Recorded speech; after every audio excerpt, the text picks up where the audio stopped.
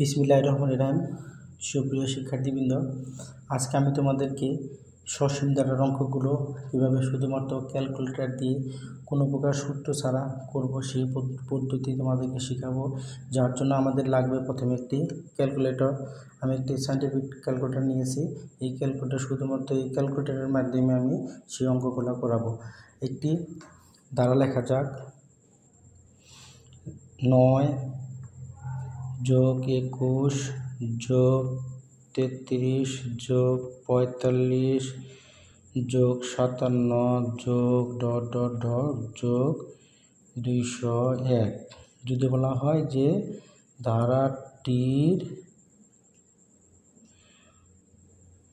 ধারাটির পদ সংখ্যা কত, তাহলে এটা আমরা কিভাবে শুধুমাত্র ক্যালকুলেটর দিয়ে করব সেই পদ্ধতি তোমাদেরকে শেখাবো। আমি যে ক্যালকুলেটর নিয়েছি এই ক্যালকুলেটরের সাহায্যে শুধুমাত্র আমি অঙ্কগুলো করব। আমরা জানি যে সমান্তর ধারার পাশাপাশি দুটি পার্থক্য সবসময় সমান থাকে। আমি যে ধারাটা লিখেছি একটি সমান্তর ধারা 21 - 9 12, 33 - 21 12, 45 - 33 12, অর্থাৎ পাশাপাশি দুটি পদের পার্থক্য সমান। এটি একটি সমান্তর ধারা। প্রথমে আমাদের যে কাজটি করতে হবে, যে প্রথম পদ, এখানে প্রথম পদ আছে 9, তার মানে এই যে প্রথম পদ আর যে আমরা পার্থক্য পেলাম 12, এই দুটো আগে যোগ করতে হবে। তার মানে 9 আর পার্থক্য 12। তার মানে প্রথমে আমাদের ক্যালকুলেটর অন করে 9 যোগ 12 সমান, তার মানে আমি কয়টা পদ নিয়েছি? 9 একটি পদ এবং পার্থক্য একটি পদ, আমি দুইটা পদ নিয়েছি। তার মানে দুইবার সমান চিহ্নে চাপ দিয়েছি। আমাকে এই যে 201 পর্যন্ত মান আসতে যতবার চাপতে হবে সেটাই ওই সংখ্যার পদ সংখ্যা। আমি আবার বলছি, 201 পর্যন্ত আসতে যে কয়বার আমরা সমান চিহ্নে চাপ দেব সেটা হবে তার পদ সংখ্যা। তার মানে প্রথম পদ নিয়েছি 9 আর পার্থক্য 12, তার মানে আমি দুইবার সমান চিহ্নে চাপ দিয়েছি। মনে রাখতে হবে দুইবার। তারপরে আমি আবার চাপ দেব 3 4 5 6 7 8 9 10 11 12 13 14 15 16, মনে রাখতে হবে 201 পর্যন্ত 17। তার মানে এই যে আমরা পেয়ে গেছি 17। তার মানে এটার পদ সংখ্যা হবে 17। তার মানে আমি কিন্তু শুধুমাত্র ক্যালকুলেটর দিয়ে এই মানটা পেলাম। এখন আমি আরেকটা ধারা লিখি, 17 25 33 41 প্লাস একটি ধারা। ধারাটির 17তম পদ কত? এটা আমরা সেই আগের নিয়মে শুধুমাত্র ক্যালকুলেটর দিয়ে করব। আমরা জানি যেহেতু আমরা সমান্তর ধারা অর্থাৎ করতেছি, তার মানে পাশাপাশি পদের পার্থক্য সবসময় সমান হবে। তার মানে 25 - 17 পার্থক্য 8, 33 - 25 8, 41 - 33 8। যেহেতু সমান্তর দ্বারা পাশাপাশি দুটি পার্থক্য সমান, প্রথমে কি করেছিলাম? প্রথম পদের সাথে পার্থক্য যোগ করেছি। কয়টা সংখ্যা হবে? দুইটা। তার মানে 17 একটি সংখ্যা, পার্থক্য একটি সংখ্যা, এই দুইটাকে যোগ করতে হবে। তার মানে 17 সমান চিহ্ন দিতে হবে, তারপরে যোগ চিহ্ন দিয়ে ওই পার্থক্য লিখতে হবে 8। তার মানে আমি কয়বার চাপ দিয়েছি? 17 একবার, 8 একবার, তার মানে দুইবার চাপছি। তার মানে 17তম পদ কত? আমাকে 17 বার সমান চিহ্ন চাপ দিতে হবে। আমি কিন্তু আগে দুইবার চাপ দিয়েছি, 2 3 4 5 6 7 8 9 10 11 12 13 14 15 16 17। তার মানে আমি পেয়ে গেলাম এটা 17তম পদ হবে। 17তম পদ হবে এই যে আমাদের আসছে ক্যালকুলেটর 145। আমি শুধুমাত্র ক্যালকুলেটারে এই মানটা পেয়ে গেলাম। তারপর আমি আরেকটা দ্বারা লিখি 11 plus 17 plus 23 plus 29 plus 35 plus dot dot ধারাটির কোন পদ 311। আচ্ছা, এটা কিন্তু এই অঙ্কগুলো তোমরা শুধুমাত্র সৃজনশীলে ক খ আকার এগুলো থাকে, যখন এগুলো বহু পেশন আসে তখন তোমরা কীভাবে শর্টকাট নিবে এগুলো করতে পারবো সেই টেকনিকটা আমি শেখাচ্ছি।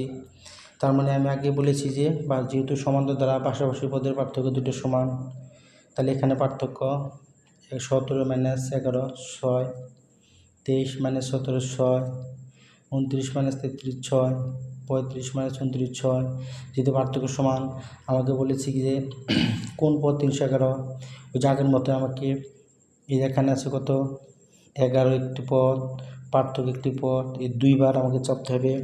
তার মানে শুধুমাত্র ক্যালকুলেটরে লিখতে হবে 11 প্রথম পদ সমান চিহ্ন দিতে হবে, তারপর যোগ চিহ্ন দেওয়ার পর পার্থক্য হলো 6, তার মানে আমি কয়বার চাপলাম সমান চিহ্ন 2বার। তার মানে এই যে 2বার চাপলে 17 আসবে, 3বার যখন সমান চিহ্ন চাপ দেবো আমার 3 নম্বর পদ কত 23, 4বার যখন চাপ দেবো 4 নম্বর পদ কত 29, যখন 5বার সমান চিহ্নে চাপ দেবো তার মানে 35। তুমি গুণে দেখো 1 2 3 4 5, তাহলে 5 নম্বর পর 35। এইভাবে যে তম পদে এই 311 আসবে আমার সেটাই হবে তার পদ সংখ্যা। তার মানে 1 2 3 4 5 পর্যন্ত আমি চাপ দিয়েছি যে 35 আছে এখানে।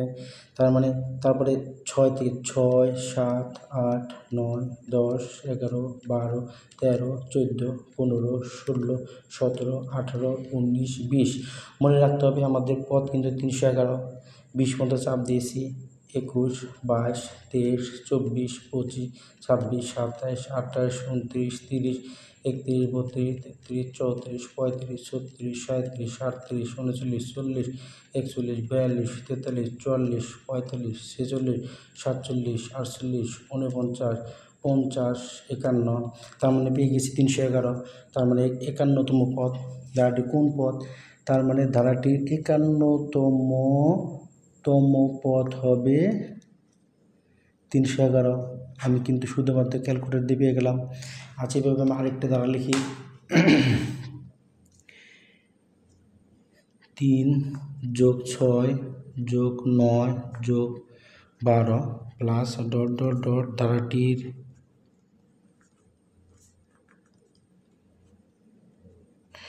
প্রথম 20টি পদের সমষ্টি নির্ণয় করো।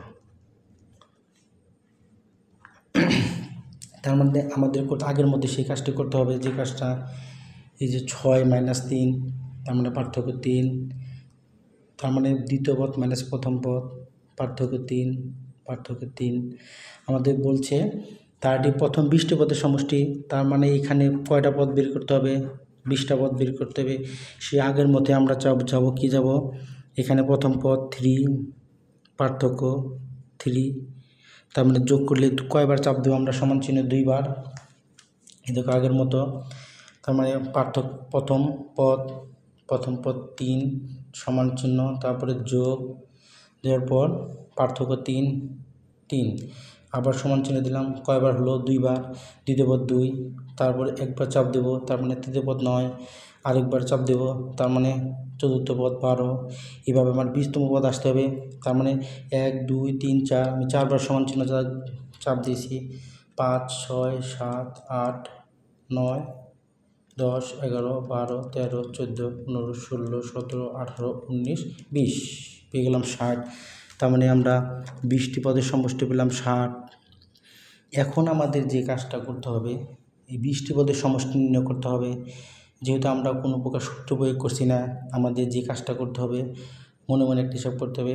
প্রথম পদ যোগ শেষ পদ 60 ভাগ 2 গুণন পদের সংখ্যা, এখানে পদের সংখ্যা হলো 20, সমষ্টি হলো 60। তার মানে আমাদের শুধুমাত্র ক্যালকুলেটর ইউজ করতে হবে। তার মানে প্রথম পদ 3 যোগ শেষ পদ 60 ভাগ 2 পেলাম কত 33 পদের সংখ্যা 20 গুণন পদের সংখ্যা, তার মানে 660 পেয়ে গেলাম আমরা। আমি আবার দেখছি প্রথম পদ 3 যোগ শেষ পদ 60 সমান 63 ভাগ 2 গুণন পদের সংখ্যা 20, তো আমরা 630 পেয়ে গেলাম আমরা। 630, তার মানে 20টি পদের পার্থক্য 630 পেলাম। আমি আবার বলছি প্রথম পদ যোগ শেষ পদ ভাগ 2 গুণন পদের সংখ্যা। এখানে প্রথম পদ আছে 3, শেষ পদ 60 ভাগ 2 গুণন পদের সংখ্যা 20, এখানে কত থাকে 63, 10 দুগুণে 20 গুণন 10, তার মানে পেলাম 630। এই ক্যালকুলেশন তো আমরা ক্যালকুলেটর দেখালাম। আচ্ছা, আমি আরেকটা দাগ লিখি আমরা 4 নম্বর 5 যোগ 11 যোগ 17 যোগ 23 প্লাস ডট ডট ডট 59 সমান সমান কত। এই অঙ্কগুলো শুধুমাত্র সৃজনশীল আকারে থাকে।